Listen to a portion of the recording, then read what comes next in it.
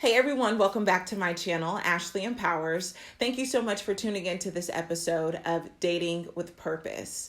Dating with Purpose is a series that we created to showcase and highlight couples who are keeping God first in their marriages and pursuing healthy relationships. Today, I'm so excited to be interviewing Jamal and Natasha Miller as they share their journey on how God brought them together.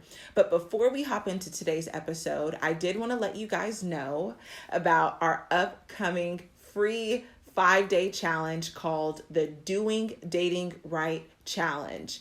My husband and I are hosting this challenge to help you guys understand that love is not canceled and there are some specific things that you can be doing to date right so you never have to do it again. So click the link in the description box below. We have a limited amount of seats for this challenge. So if you're interested, simply go to www.doingdatingrightchallenge.com, and the challenge will be October 12th through October 16th. So let's get into today's episode. Welcome, you guys. Hey, Hi, Ashley. Thanks a Ashley. lot for having us. We're excited. Yes, I'm so happy to have you guys on. Can we just start off by you guys introducing yourselves and letting viewers know how you all met? Absolutely. I'll let Natasha. She does it better than me. Hi, my name is Natasha Miller, and this is my amazing husband, Jamal Miller. And we met on Facebook. So he dropped in the DMs about 8 years ago. Yeah. And I was in California and he was in Chicago. And after that, the rest was history. And this has led us to launching a brand called Mhm. Married and Young that has turned into a relationship, just, man, so much. We're helping singles around the world to be able to become the one. We have a program called the One University that we do that as well. And it's just an amazing journey, just being able to take our story of how the Lord brought us together and now being able to help so many, inspire them to do it God's way as well. Yes. So when you guys say doing it God's way, what did that look like for you guys? Yeah, so I mean, I'm a strong teacher that we all know that dating how we do it today is not in the Bible. And so we have to be able to draw from the Word of God principles that He does give us in order to then be able to take the quote unquote modern way of dating and finding a spouse, because we all understand and agree that marriage is an invention by God, that God created marriage. It's His, it's a covenant, it's a instrument, it's a vehicle that He has created to be able to perfect two people and to be able to accomplish purpose here on the earth for so many different things, right? But we all know that the process of getting to marriage has evolved over the last, thousands of years, from arranged marriage to courtship to today. You got online dating, so many different ways to getting there. So how do we continue to please God in that process? And that's what we call God's way, is that, hey, we want to do this to where it's pleasing unto the Lord, that we're not putting our desires first, we're putting His desires first in regards to, hey, I know right now this decision I'm going to make in regards to how long I date her is 10 years. Is that pleasing to God? You know what I'm saying? Like, is that gonna please the Lord, or is that something that's going to be something? So we're constantly thinking, how does God feel and think about this, and where can we find this in the Word to help us to do this wisely as possible? And that's what we call it God's way. So how long have you guys been married? We just celebrated 7 years. 7 years of marriage. So what did your dating journey look like? Did you guys, like Jamal, when you met Natasha, did you know, okay, I'm looking for a wife, this is the one? Like, what did that look like for you guys? Yeah, great question. I would definitely say I was out of my period of friend girl. That's what I told Natasha, whenever I first, saw her on Facebook and we started DMing back and forth, I said, hey, I'm not looking for another friend girl, I am very much looking for that potential spouse. And so she had clarity very soon, after becoming friends on Facebook, that I was not after just developing a friendship with her just for the sake of a friendship, right? It was for the sake of friendship that could develop into more if that was something that it would turn into. So I was very clear about that. And that was through a Facebook message? Yep. Yes. Okay. And then for me, I had, dated a few guys prior to him, and I had learned a lot, just, even through the conversations that I had with these other men, and they were all kind of different in their own way. So prior to meeting Jamal, I was kind of already in that mindset of like, here's what I'm really looking for. I'm looking for a guy who has vision, a guy who is really ready to, be committed, a guy who doesn't just respect me, spiritually, but he also respects me physically. So when I met him and I saw that, okay, he's a man of God, he loves purpose, he's a visionary, and then he also respects me as a woman of God who has purpose as well, it really kind of drew me to him.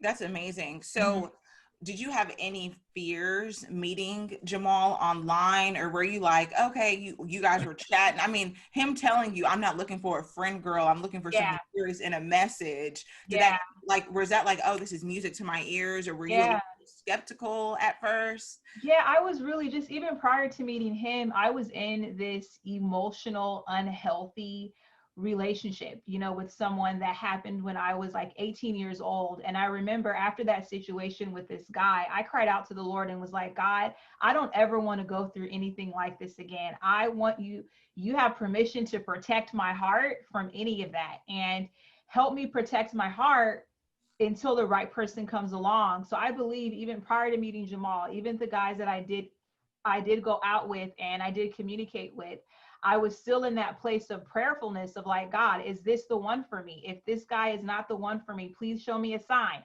give me a dream, help me to see that. So when I met him, I was more in like a healthier space of to where I was like, God, I don't want to just date to date. I really want to date with purpose. And, when I saw that he was serious, he had talked to his pastor, his mentors, his friends. I mean, I had gotten DMs before, but it was always just like, hey, girl, can I talk to you? It didn't have any substance. So when he talked and had substance, he did the back work, I felt a lot more comfortable. It was still scary at moments because we had been talking online and we had not seen each other, physically.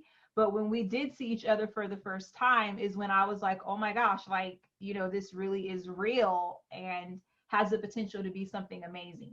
Yeah. So did both of you guys grow up in church? Yes. Okay. So you kind of had a background on what healthy dating looked like, right? Because you're saying, Jamal, you had mentors, you had people, pastors that you were consulting.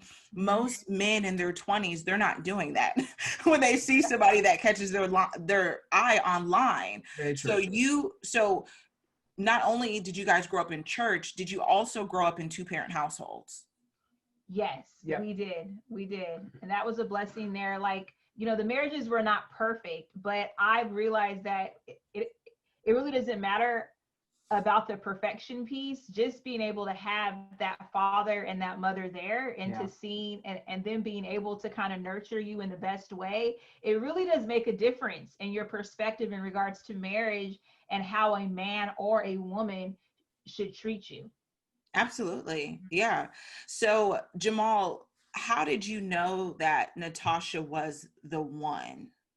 Yeah, absolutely. So for me, I had kind of let go of that romantic, like, I'm going to know as soon as I meet her type thing. And I kind of began to lean more to facts than feelings, and so for me, it kind of got to a place where once we began to talk on the phone, like I literally, first time messaging, I was like, okay, just pace yourself. It's okay. You communicated your expectations.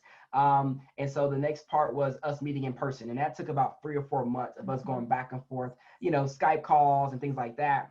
And then when it came time to meet in person, I remember her even saying the night before, like, hey, what is this plan? So I'm like, hey, when we meet in person, like, hey, I do want you to know that I'm giving you full permission. If you're not attracted to me, you can tell me and my heart will be okay. We've done this to protect one another. If you're not, and this is our first time meeting in person, right? So it's like a very big deal. I'm like, and if I'm not attracted to you, I pray you give me permission to be able to tell you that, and we can go our separate ways. You know what I'm saying? Like, let's do this very maturely. So I wasn't going at this like, Lord, let it be it. Lord God, this is the one. Yeah. I was like very, very much, wanting to make sure that it was done right. So when she got there, she was just as beautiful on, to me face to face as she was in all the phone calls. I mean, all the video calls, all the pictures. So that was like a big check mark, like, okay, all right, now let's see if her personality plays out. You know what I'm saying? Like in regards to this weekend. So that was the next big part of the process, us going through just getting to know one another over the course of the weekend. My church was having a conference that weekend. So there was good things for us to do other than just be stuck on one another. So we were able to go and be a part of the conference. She's seeing the different people in my church, meeting different people. So I'm seeing how she's working around them, how she's handling that. Because I mean, it was a lot to come into that weekend, but she handled it very well. And that was big for me. Like, can she handle my world? You know what I'm saying? And so, so those are another big check mark. So by the end of that weekend, I was like, God, like, okay, like I'm ready to commit, not just like the one, but to a committed relationship. At this point, we're more just like talking to get to know each other type thing. So that's why I'm like, hey, I'm ready. I'm not sure what you want to call this, boyfriend, girlfriend. I don't know. You know what I'm saying? Like, what is your kind of thought process? But from there, that's whenever I can say that she definitely was like strong potential. And in my heart, I was ready to deem her like this girl is probably my wife. Yeah. But I wanted to go through that process. And I love how intentional you are, Jamal, like how intentional you are with observing her, with communication. So Natasha, what were some of you guys' boundaries when it came to intimacy before marriage? Did you guys set that boundary that you will wait until marriage? Yeah. That was really important to me, because even though I did state that I did date other guys, I was never in a serious relationship, with any of them. So Jamal, he was my first serious boyfriend. He was my first kiss, first, intimate partner. So, before we started going into the specifics of marriage, I did kind of lay that out. I told him, hey, I've never kissed a guy before. You'd be the first one. And then even when it came to marriage, we were both on the same page in regards to not having sex prior to marriage. So for us, what kind of helped us is that we were long distance. So we were able to kind of keep the heat kind of low, even though I would say after engagement, because I was like, oh my gosh, I'm not going to kiss my husband until the wedding day. But then I realized, okay, Natasha, are you creating that rule because you're scared that if you do kiss him, that God's going to be mad and you're going to just, not walk out your purity journey? And I really had to ask myself those real questions. What am I afraid of? So I remember after engagement, I did kiss him. And after that, things did kind of heat up, even with being long distance. There's a lot of things that you can do, not being physically there. But what I loved about even our relationship, Ashley, is that like, even when things did get heated, it was always one of us who would stop and say, hey, you know what? We can't go any further. So I think, for us, it was just being able to clearly communicate what our boundaries were. Okay. So no fondling, you know what I'm saying? No sending, like a sexual picture. So I think it's just laying that out. And then I think in a relationship, if you both are going towards that same direction, you both need to have that same conviction. If one doesn't have it and the other one does, it's going to be harder to be able to resist that moment when it does come. Yeah, no, definitely. And kind of switching gears a little bit. So Jamal, you mentioned in your introduction how you and Natasha have built the One University, which is helping singles prepare for marriage and to become the right one. What would you say the most challenging aspect of working together is, and how did you guys overcome that? Yeah, absolutely. Great question. So, I mean, we started off very much just a passion project. Let's do this together. We see a clear need here.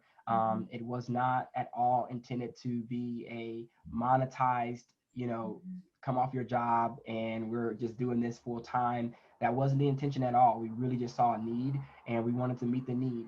And so I think the first place that if you're going to work with your spouse or significant other, and I do believe no matter what, there needs to be something you're doing together that is a purpose-driven activity. It doesn't have to be something that makes you money, but it is something that is making the world a better place. And I do believe that God created marriage to do that, whether it be, hey, we're going to go all in and have, I don't know, X amount of kids, and we're going to focus fully on just that. And that's what we're, hey, we're going to go and be missionaries to this, once a month. We're going to dedicate and go travel to this country. Hey, we're going to serve on the worship team together at our church. Like, every couple needs to have something that they do believe is something they're using their marriage to establish the kingdom of God here on the earth.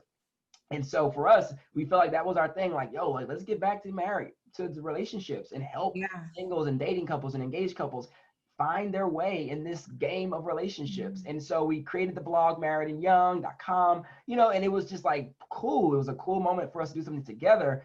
And it just blew up. It was like, whoa, this is like way bigger than we thought. And that's when all the ideas came of like monetizing it. And we started doing it more for a place of it actually being profitable.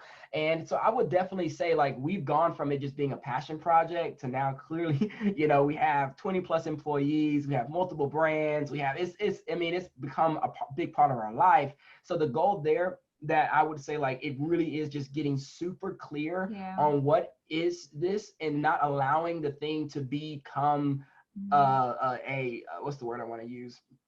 A thief to your marriage versus it being a giver to your marriage. And you've got to be clear on that. Like as things are growing and scaling and changing and evolving, our biggest challenge was that we didn't have a plan for what if this does get bigger. You know what I'm saying? Like, where are we at? What do we want? What do we want out of it? What are the boundaries? What are we not wanting? Because that, and Natasha can speak to this, it changed me as a man. You know what I'm saying? Like I went from being this pastor, all I care about is preaching and praying and traveling as a communicator, to running a massively online business that required so much more of me. Yes, the payouts were great. They were making great money, but I will honestly say this wasn't a part of our plan.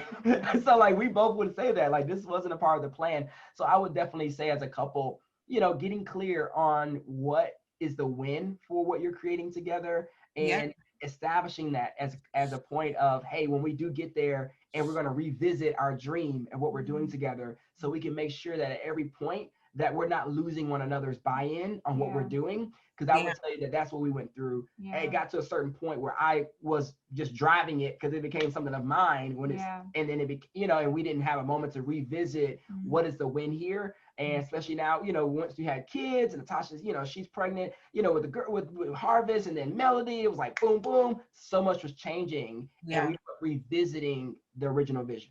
Yeah, no, and I love what you said about having boundaries, because you guys mentioned having boundaries when you were a dating couple, but now as a married couple, identifying the necessity of having boundaries even in business. Because my husband and I work together, and we know many couples that work together, but after being married for years and then developing a business that's growing and thriving, they become more business partners than they do just like married and lovers, and it just becomes all about the business or the ministry, and there's a disconnect there. So Natasha, how do you manage clocking out from like work mode, managing employees, to being a wife and a mother? Like, do you have, like, are you like, I'm killing it with my boundaries and my time? Like, how's that for you? Yeah, I think I love these type of conversations, because especially when I get to talk to other couples or other women who work with their spouses. And I think that every family structure is different in regards to how they work together. And I love how my husband just so eloquently explained, I mean, as he was talking, I was going into memory land about just how it turned into this passion project and we were doing it together. But then as I was evolving as a woman, as a mother, as a friend, and as a leader, I did at times feel disconnected from that vision. And I had to ask myself, God, is this something that you called me to do? I was doubting, like, is it just something that he's supposed to do? So we've definitely, in the last couple of years, even for myself, I've had to step back and reevaluate, what do I want to be to this company? How is God positioning me as a mother and as a wife and as a support system, as well as an influencer, to the world? How's that supposed to be set up? And in the past, I would feel a bit of shame, in the place of like, okay, I'm not over here managing all of the employees. I don't have this quote unquote title, like I'm a copywriter or something. And I would say just in the last year, to where I think honestly every year, girl, I'm having to talk to my therapist and my counselor in regards to like reevaluating my role. And I would say for me in this season, having my children and us, building our family, is that I'm putting more attention into that, right now, to where I do interact with our staff, our leaders. I go out to lunch with them, check in with them, see how they're doing. but I'm also staying attentive to how I can support him, because right now we have a multi-million-dollar company, all of these employees, he's connected to that. And I found that when I'm putting in the same energy that he is, our home lacks. And then even in our marriage, there's a disconnect. So I think, there will be a season where maybe I'm more connected into the company and I'm working full time in it. But right now I'm more playing that support role, more of that CEO wife, counseling, helping, being present role. And then I'm also doing, my own personal stuff in regards to creating content and figuring that out. So, it's been a balancing, to where sometimes I'm like, I want to be all in, and then I'm all in, and then I have to be okay with kind of stepping back and reevaluating, sometimes every quarter, every couple of months. But it's really just like a learning curve for me. Yeah. And that was one of the questions I was going to ask is, how are you guys staying mentally healthy? Like with running everything? I mean, because we have 2 children as well. And, just managing the home is a full-time job. So, but I like, Natasha, how you said, you do see a therapist and you do take time to kind of reflect and say, okay, what is my role in this season? And I think that's really something that's very important to note for people listening. Now, Jamal, I've listened to, gosh, it was like a couple of years ago, you were doing like a live video on, this was before I believe you guys became a multi-million-dollar business, but in the video you spoke with such passion and conviction that you guys would be like $1 million business. I don't remember what else you were talking about, but I just remember like, he's really convicted about making this a $1 million company. So what gave you the confidence that you could have $1 million company, love God, have integrity, have a faithful marriage, and have that? Like what gave you the confidence that you could actually have that? Because someone who, like you said, you were pastoring, some people don't have that mindset. They feel like they have to live like a lowly lifestyle, but you're like, no, this is possible, and I'm still being able to serve people. Absolutely. We definitely had to cross over from caring about what people thought about us in regards to when you go from being a pastor where everything, quote unquote, is for the Lord and everything is done, and you don't feel bad. You just don't charge people for stuff. When you're pastoring, you're doing it. It's a nonprofit work. It's charity. Yeah. You're giving sermons every single week. You're just serving, and then you just run off of the tithes of the church members, and that's just your day-to-day flow. And when I transitioned to business and we had a strong ministry thrust, so people were like, why are y'all charging? You're talking about God. It should be free. Da, da, da, da. And I really had to just shift my mindset, in regards to, like this thing requires a lot of money to run, number one. But here's the thing that got me feeling so convicted about it was that people truly do not, what's the word I want to use? The thing, when something doesn't cost them something, they don't put in the work or effort required to get the results out of it, right? And I'm just looking at the church, and I'm not coming at the church at all. I feel like the church is definitely built for the gospel to be preached without man having to pay a dime for it, period. But every single Sunday, you got people who are not needing no more gospel message. They are just straight up coming in, fat believers, sitting on a whole lot of word and haven't done nothing with it, because every single Sunday, they're not being required of anything more than just sit down, get a word, and leave, right? And so when I got that revelation, I'm like, like people want this better life, but they're not being asked to challenge themselves to go actually and do the work necessary to get the results they desire. Not just spirituality, I'm talking from relationships, finance, personal growth. So I just fell in love with personal development, but I also fell in love with the requirement that personal development required out of you as pertains to sacrifice. And I felt like we sacrifice in so many other areas, and we're willing to invest in so many other things, but we weren't willing to invest in our own personal development. But if I was able to do a good job marketing our product, our program to make you want that thing, and you open your wallet and pay me $200, $300, $400, $500, I know that I got your attention, because now it costs you something, and you're going to put in the work required to get the results, which is going to make your life better. So that was like the revelation I got, that I'm not doing this for us to make money. I'm charging so that I can get folks to be serious and be committed. And so once I got that, I'm like, yo, if I'm not making money, I'm not changing lives. That was the revelation I got. Like, if I'm not out here making millions of, because if you see me making millions of dollars, and if I'm doing it, I got to be doing something right. You know what I'm saying? Like, to be able to scale to that level and to be able to have it to where people are willing to open their wallets and pay money for something that they probably that morning weren't even thinking about paying money for. So that, to me, is the power of being able to do what I believe Christ did and Christ does for us, is that he does open us up to a free gift, i.e. salvation. But we all know the moment you get saved and he does have your heart, is then he says, hey, come here. That's something I need from you. Because salvation is free, but discipleship isn't.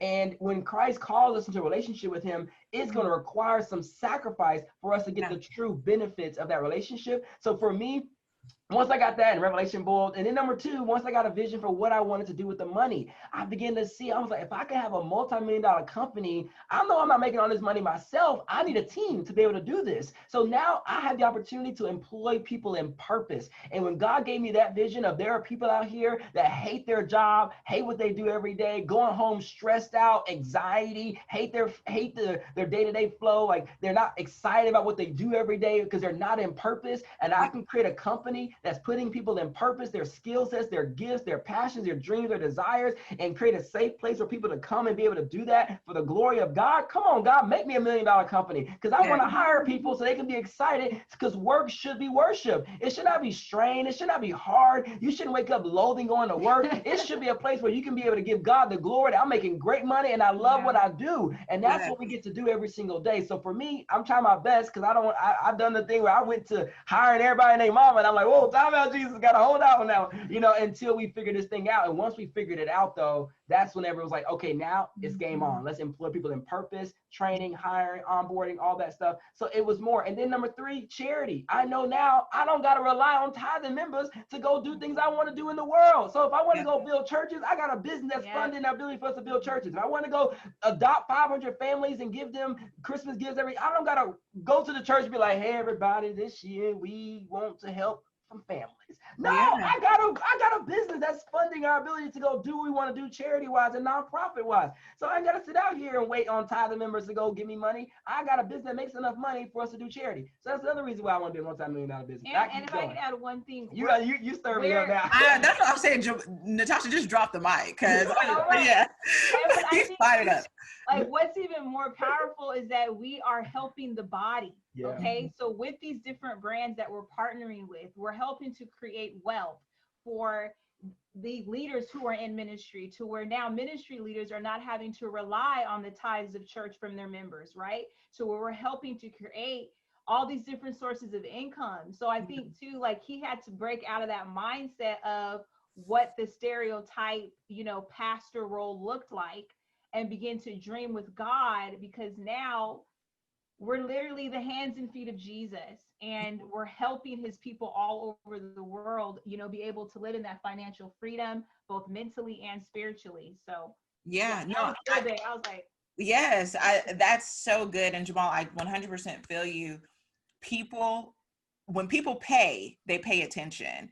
So I think that's very valuable. And just for people that are watching who are in ministry and who feel like they're hesitant to charge, just rewind and listen again to what Jamal said. Now I have two final questions. A quick one. So you guys have been doing Married and Young for since you got married, so about 8 years. Okay. Have you ever felt burnt out?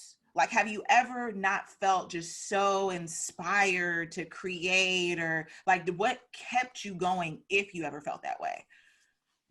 Great question. I mean, there definitely were moments. I mean, because we were on food stamps 4 years ago. You know what I'm saying? So, I mean, even though we created Married Young 8 years ago, we went through the struggle bus with it. You know what I'm saying? Like, in ups and downs with it.